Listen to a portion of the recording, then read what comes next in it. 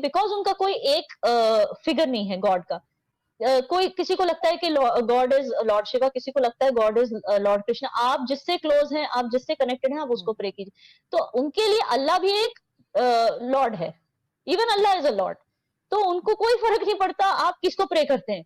ये चीज ज्यादा मुसलमानों में इंटॉलरेंस देखी जाती है कि नहीं नहीं वो तो अल्लाह को प्रे नहीं करते, वो काफिर हैं, वो तो बुतों को प्रे करते हैं, उनके तो इतने सारे गॉड्स हैं। मतलब इस तरह की चीजें मुसलमान कम्युनिटीज में सुनी पड़ती है।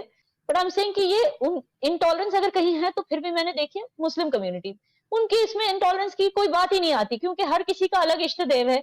तो उन्हें क्या फर्क पड़ता है, अगर आपका इष्ट देव अल्लाह है उन्हें उससे कोई फर्क ही नहीं पड़ता। So that is why that जो आप कह रही हैं वैसा नहीं है कुछ। ट्रैवल करती रहती हैं डिफरेंट सिटीज में, डिफरेंट स्टेट्स में, तो आपने भी देखा होगा और मैंने सुना भी है कि जो मुस्लिम्स हैं वो एजुकेशन में काफी पीछे हैं, चाहे वो लड़कियां हो चाहे लड़के हों। उसकी कोई खास रीजन आपको लगती है, या ये कि मुस्लिम्स खुद ही आगे नहीं बढ़े या बढ़ने नहीं दिया गया? ना मुस्लिम्स के खिलाफ ऐसा कुछ भी नहीं है। There is absolutely nothing.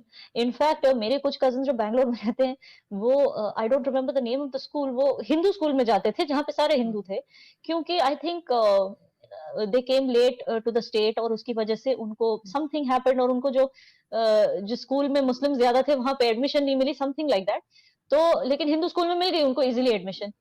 कहते हैं एक मतलब मुझे हमें कभी फील नहीं हुआ कि हम इनकी तरह नहीं है। They never made us feel that. And आपको हिंदुज्म की एक चीज समझनी होगी, दे बिलीव इन वासुदेव कुटुंब, विच मीन्स कि पूरी दुनिया में हर कोई अपना है। दे बिलीव इन इष्ट देव, मतलब कि उनका कोई, बिकॉज उनका कोई एक फिगर नहीं है गॉड का। कोई किसी को लगता है कि गॉड इज लॉर्ड शिवा, किसी को लगता है गॉड इज लॉर्ड कृष्ण। आप जिससे क्लोज हैं, आप जिससे कनेक्टेड हैं, आप उसको प्रे कीजिए। तो उनके लिए अल्लाह भी एक लॉर्ड है, even Allah is a Lord. तो उनको कोई फर्क नहीं पड़ता आप किसको प्रे करते हैं। ये चीज ज्यादा मुसलमानों में इंटॉलरेंस देखी जाती है कि नहीं नहीं वो तो अल्लाह को प्रे नहीं करते, वो काफिर हैं, वो तो बुतों को प्रे करते हैं, उनके तो इतने सारे गॉड्स हैं। मतलब इस तरह की चीजें मुसलमान कम्युनिटीज में सुनी पड़ती है। आई एम टॉकिंग अबाउट थोड़े से जो अनएजुकेटेड टाइप के मुस्लिम्स हैं वो। Otherwise Muslims are also very tolerant in India, ऐसा कुछ नहीं है। बट आई एम सेइंग कि ये इंटॉलरेंस अगर कहीं है तो फिर भी मैंने देखी मुस्लिम कम्युनिटी, उनकी इसमें इंटॉलरेंस की कोई बात ही नहीं आती, क्योंकि हर किसी का अलग इष्ट देव है। तो उन्हें क्या फर्क पड़ता है, अगर आपका इष्ट देव अल्लाह है उन्हें उससे कोई फर्क ही नहीं पड़ता। So that is why that जो आप कह रही हैं वैसा नहीं है कुछ।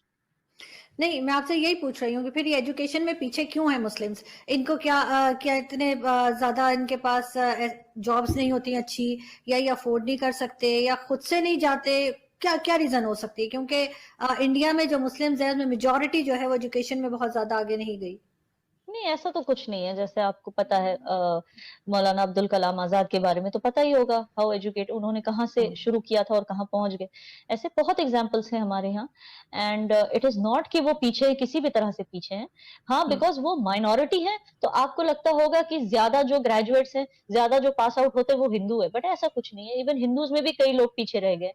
तो इट्स नॉट दैट। बट जैसे मैंने कहा कि कई लोग शरिया की वजह से दे डोंट मूव अहेड, क्योंकि उनको लगता है कि इस्लामिक स्टडी ज्यादा जरूरी है, ये स्टडी जरूरी नहीं है। ये जो मॉडर्न जो हमारे साइंस मैथ्स है ये जरूरी नहीं है, एज लॉन्ग एज आपने कुरान खानी की, आप मदरसे जाके आए हो, बस काम खत्म। तो उस बिलीफ की वजह से शायद वो पीछे रह गए होंगे, बट नॉट बिकॉज कंट्री ने उन पे कुछ इम्पोज नहीं किया है या उनको कभी अपने से हिंदू से अलग नहीं समझा है।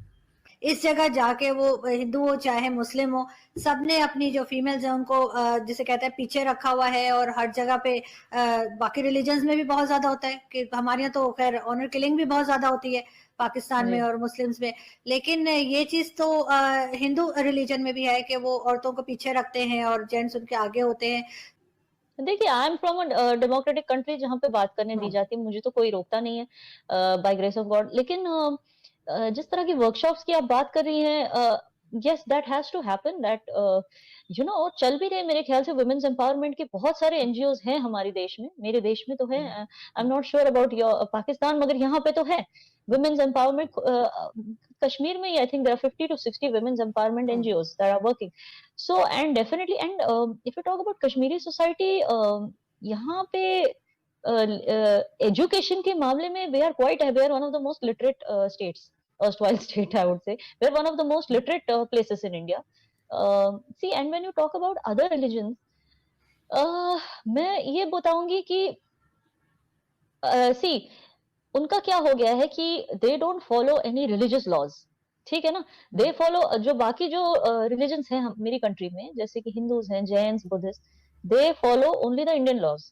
एंड इंडियन लॉज में जैसे कि सती अबॉलिश कर दिया, बहुत सारी चीजें उन्होंने अबॉलिश की जो औरतों के हित के अगेंस्ट थी, उनके इंटरेस्ट, उनके बेनिफिट के खिलाफ थी।